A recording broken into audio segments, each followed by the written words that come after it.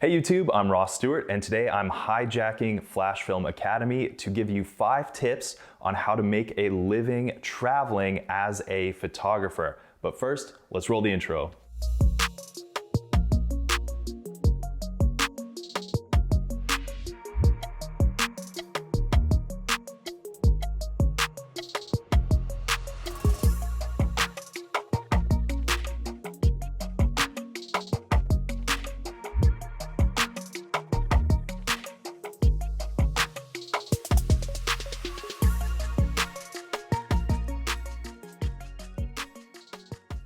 So first, a little bit about me. I've been a professional photographer and videographer for about a decade now. I've known Ty for about 7 years. We work together all the time and I love working with him, so it only made sense that I show up and give you guys a little bit of information about what I do. So I do corporate and commercial photography and videography for companies all around the country and even around the world. A big passion of mine has always been travel. And so early on, decided I wanted to try to figure out how to get clients to pay me to travel to places I want to go. So even in the last couple of years, I've been to New York, LA, Lake Tahoe, Miami, Las Vegas, the Bahamas, and many, many more places. And I have just had a blast getting to visit those places and work, of course, on someone else's dime. So let's go over my 5 top tips on how to be a traveling photographer. All right, so let's get into it with tip number 1. Now, there are a lot of different ways that you can travel for photography. You can be a destination wedding photographer, you can be a corporate event photographer, you can be an architectural photographer, you can be any sort of commercial photographer. So one of the most important steps, which is why we list it here at number 1, is find your niche, figure out what you want to do. It's probably what you already do locally, but figure out what that is and how you can turn that into travel. So I'm not a wedding photographer, but like most photographers, I have shot a good number of weddings, and I've even had the opportunity to shoot some destination weddings, specifically on beaches and in really beautiful places that I really enjoyed being during the rest of the time when I wasn't shooting. Now, corporate events happen to be my niche, and that also transformed into commercial photography and videography, like making ads for people or creating social media content. So that was just sort of a natural evolution for me. But a lot of what I'm gonna tell you is not necessarily specific to only what I do. Within your niche, the rest of this should still make a good amount of sense. All right, next let's jump into number 2, which is getting clients. Now, I get clients in a number of different ways, including lead generation, pitching to clients I want to work for, but my favorite way, or at least the way that really helped get me started in getting to travel for work, for photography and videography, was leveraging the client base I already had. Now, here in my local market, I already had a good number of clients built up that I only worked for once or twice a year, but they were doing projects all over the country and hiring other people. So I let them know that I was available to work and that I wanted to work all over the world, all over the country. And the first people I said this to, they were actually surprised. They were like, "Oh, you're willing to travel?" And I said, "Yeah, absolutely."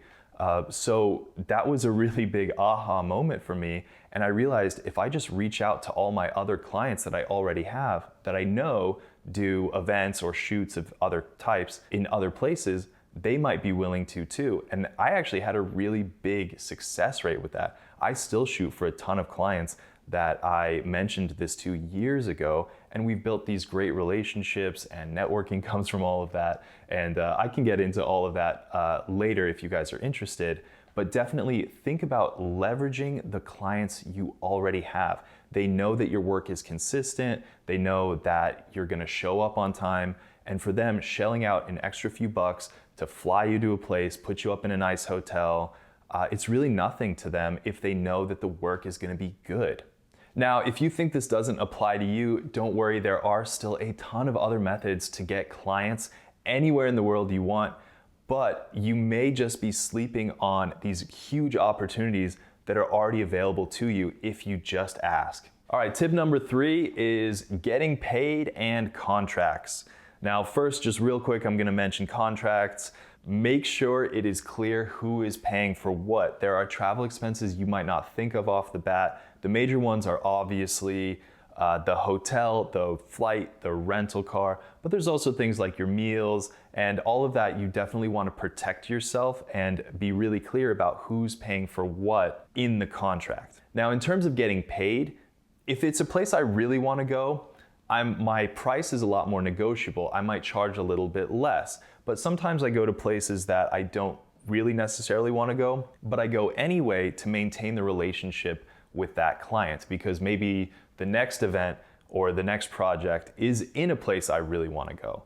So in that case, I might charge a little bit more. So as you're pricing, definitely think about where you want to go, where maybe you're not as excited about going, and price accordingly. But remember, no matter what, have that contract set. Know who's paying for what. And another important thing to remember is to maintain these relationships. You want these clients coming back to you. So take the job, even if it's a place you don't want to go, because it's going to give you opportunities to go to a lot more places. All right, so next let's jump into tip number 4, which is going to be how to pack, how to be prepared for your job. And this might seem obvious, but my best tip in this category is redundancy, redundancy, redundancy. You cannot be at a job halfway across the world and use the excuse, well, my camera doesn't work, I didn't bring a memory card, my battery died. Bring extra batteries, bring extra memory cards, bring an extra camera body. Do not rely on one copy of anything. I always have 2 flash units, at least 2 camera bodies. Anything that the job calls for, you absolutely cannot be in a situation in a different city, in a different country, and have things go down. Now, in terms of the specifics, that's really going to be up to whatever the job entails, but definitely remember redundancy.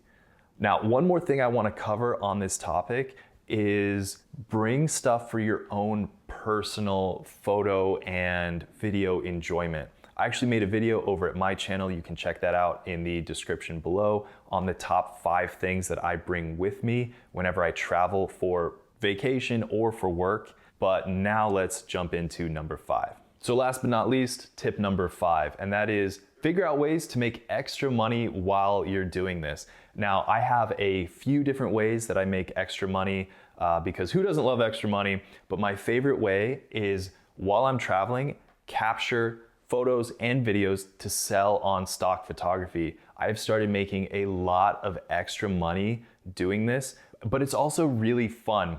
At least for me, I find it really enjoyable getting out, getting those epic drone shots, the cool photos and videos of the different places I go to. Even if it's, like I mentioned in section number 3, how there might be places you don't necessarily want to go. Well, you might be able to get some cool drone footage of that place and still make some extra money. And the cool thing about stock photography or selling photos and videos through other avenues is they can keep making you money for years and years and years. So do not sleep on capturing extra footage and extra photos while you travel. Another quick way that I make extra money is through some of the lead generating websites like Thumbtack. If I already know that I'm going to be working on another project for a few days, but I've got some free time, just set your hometown to wherever you're going to be on a site like Thumbtack and see if any additional jobs pop up. I've done this a bunch of times. I know a lot of other photographers who travel entirely using this method, and it can be a great way to make some extra money in a place you're already going to be. All right, so real quick, before I go, please remember we are doing that live breakout session designed to answer any of your questions. So be sure to check that out in the description below. Now, if you guys are interested in anything else I have to say, my YouTube channel, it will be linked in the description below. And if you want to see any of the cool photos and videos I take while I'm out and about traveling the world, getting paid to do what I love, check out my Instagram, also in the description below. Anyway, thank you guys so much for watching, and we will see you in the next one.